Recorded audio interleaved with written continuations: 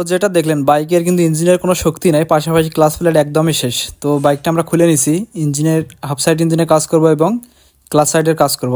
তো মূলত এখানে অয়েলগুলোর অবস্থা দেখুন, অয়েল ফিল্টার অরিজিনালে ছিল। তো আমরা বাইকের হেড সিলিন্ডার খুলে নিচ্ছি, পাশাপাশি ক্লাচ সাইড খুলছি। তো ইঞ্জিনের ভেতরের অবস্থা খুব খারাপ, একদম অয়েল দিয়ে সব কালা কালা হয়ে গেছে।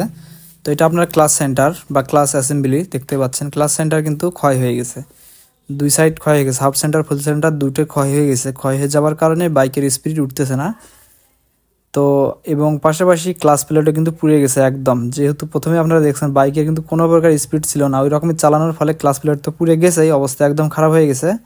সঙ্গে বাইক ইঞ্জিন ওভারহিট করছে, ওভারহিট করার কারণে আপনার পাশাপাশি ইঞ্জিন অয়েল কমতো, ইঞ্জিন অয়েলও খাইতো, সে কারণে বাইকটা সাউন্ডও খারাপ হয়ে গেছিলো। তো এই হচ্ছিল বিষয়। তো আমরা খুলে নিলাম, দেখুন ভিতরে একদম কাদা কাদা গাঁত পড়ে গেছে। এগুলো 2 নম্বর ইঞ্জিন অয়েল ওঠানোর ফলে এবং একটা ইঞ্জিন অয়েল দীর্ঘ সময় পর্যন্ত চালানোর ফলে এই ধরনের গাঁতগুলো জমে। তো দেখতে পাচ্ছেন এগুলো আমরা সব ক্লিন করব এবং পাশাপাশি বাইকটাতে যে যে মালগুলো বা যে যে পার্টসগুলো লাগবে আমি এখন আপনাদেরকে দেখাচ্ছি কী কী কাজ করা লাগবে। তো দেখতে পাচ্ছেন এই যে এখানকার যে ছোটো ছিদ্র, এটা কিন্তু ক্লিয়ার করতে হবে। এটাতে কিন্তু ইঞ্জিন অয়েল আপনার সিলিন্ডারের মধ্যে প্রবেশ করে আরটিআর বাইকে। তো অনেক সময় এটা জাম লেগে থাকলে রিং পিস্টন তাড়াতাড়ি ক্ষয় হয়ে যাবে অবশ্যই। তো এদিকে দেখতে পাচ্ছেন রকারাম মোটামুটি ঠিক আছে, একটু একটু দাগ হয়ে গেছে। তো কাস্টমারের সাথে কথা বলে ওনার বাজেটের উপরে আমরা নির্ভর করে কাজটা করে দিব। যে যেরকম বাজেটের কাজ করতে যাবে সেই ওই রকম বাজেটের কাজ করে দেওয়া হবে। দেখতে পাচ্ছেন ভাল্বের অবস্থা একদম খারাপ, ভাল্ব কিন্তু ক্ষয় হয়ে গেছে, 2টা ভাল্ব চেঞ্জ করতে হবে।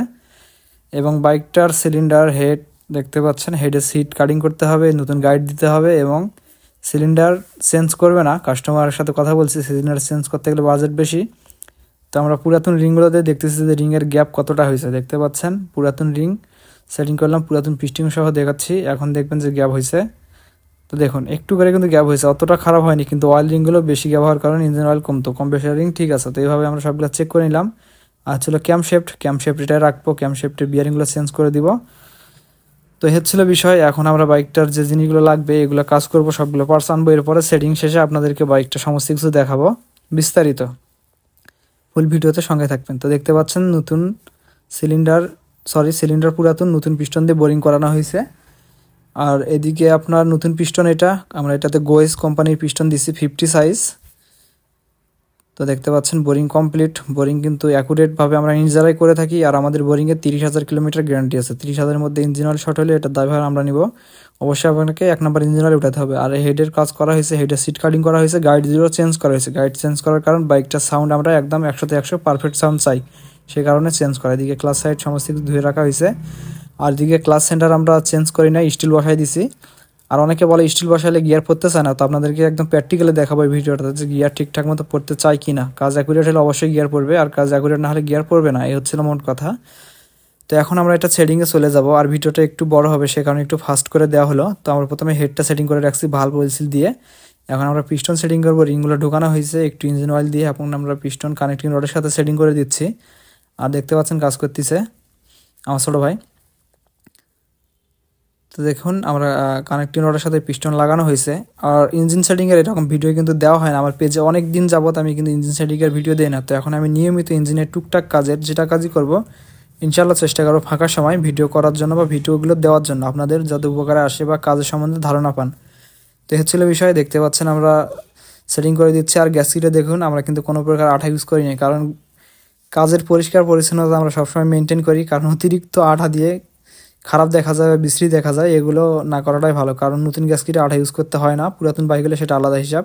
তো যারা করেন, আমি কিন্তু করি না, আর করলেও হালকা পরিমাণে, অতটা বেশি করি না। তো যাই হোক সিলিন্ডার সেটিং করা হচ্ছে। আর দিকে টাইমিং সেন কিন্তু আমরা চেঞ্জ করে রাখছি, আগে থেকেই টাইমিং সেন চেঞ্জ করা হয়েছে। তো ইনশাআল্লাহ বাইকটা সাউন্ড 100% ওকে হয়ে যাবে, একদম নতুনের মতো সাউন্ড হবে, আর স্পিডও বাড়বে। আমি সব কিছু প্র্যাকটিক্যালি দেখাবো। তো ভিডিওটা বড় হবে সে কারণে একটু ফাস্ট করে দেওয়া হয়েছে। তো সিলিন্ডার ব্লক সেটিং করা হয়েছে, এখন আমরা উপরে হেড সেটিং করব। তার আগে দেখে নিচ্ছি যে সব ঠিকঠাক মতো আছে কিনা, অর্থাৎ ইজি আছে কিনা। তো দেখতে পাচ্ছেন সেটিং করা হচ্ছে, গার্ডার লাগানো হচ্ছে। আর এই বাইকটাতে বাজেট কিন্তু খুব একটা বেশি যাবে না ইনশাআল্লাহ। যে কাজগুলো আমরা করতেছি 5K বা 5,000 টাকার মধ্যে ওকে হয়ে যাবে। আরটিআর বাইকে ইঞ্জিন করতে যদি 5,000 টাকা, এটা কিন্তু খুবই কম। সমস্ত কাজ সহ A to Z সমস্ত কিছু সব মিলে হয়ে যাবে ইনশাআল্লাহ। দেখতে পাচ্ছেন এখন আমরা হেডটা সেটিং করে দিচ্ছি। আর হেডে কিন্তু আমি আগে বলছি 2টা নতুন ভাল্ব লাগছে, সিট কাটিং করতে হয়েছে, গাইড 2টা চেঞ্জ করেছে যাতে সাউন্ডটা একদম 100তে 100 সাউন্ড আসে।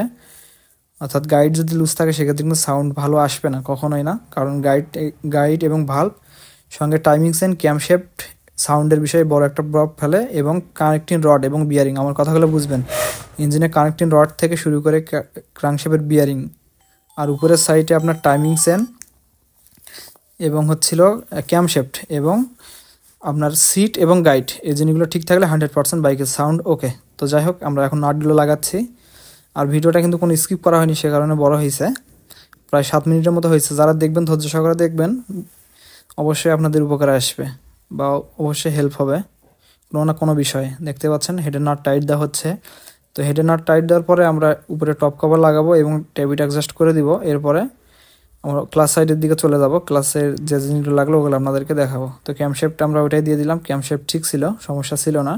রকারামগুলো হালকা ক্ষয়ে গেছে, ওইটা কোনো ব্যাপার না, ইনশাল্লাহ অ্যাকুরেটভাবে টেবিট অ্যাডজাস্ট করে দিলে সাউন্ড ভালো হয়ে যাবে, কোনো সমস্যা আসবে না। তো দেখতে পাচ্ছেন আপনার হেডের যে টপ কভারের যে ক্যাপটা আছে, আমরা এটাতে একটু আঠা দিয়ে দিলাম, কারণ দেখা যায় অনেক সময় আরটিআর বাইকের এটা ঘামে, আর এটা ঘামলে কিন্তু বিশ্রী দেখা যায়, এখানে অনেক ধুলাবালি জমে থাকে। আর এবং হেডের টপ কভারে কিন্তু এখানে আঠা ইউজ করতে হয়, তো এখানে মোটামুটিভাবে আঠা ইউজ করবো, খুব বেশি আঠা ইউজ করবো না, খুব বেশি দিলে চারো সাইড থেকে বের হয়ে যায়, দেখতে খারাপ দেখা যায়। তো হেডের টপ কভার লাগানো হচ্ছে।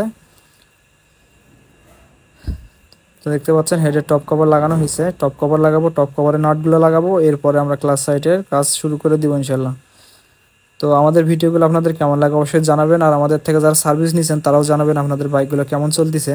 তো দেখতে পাচ্ছেন বাইকটা ওকে, এখন আমরা এটা সাউন্ড এবং সমস্ত কিছু আপনাদেরকে দেখাচ্ছি।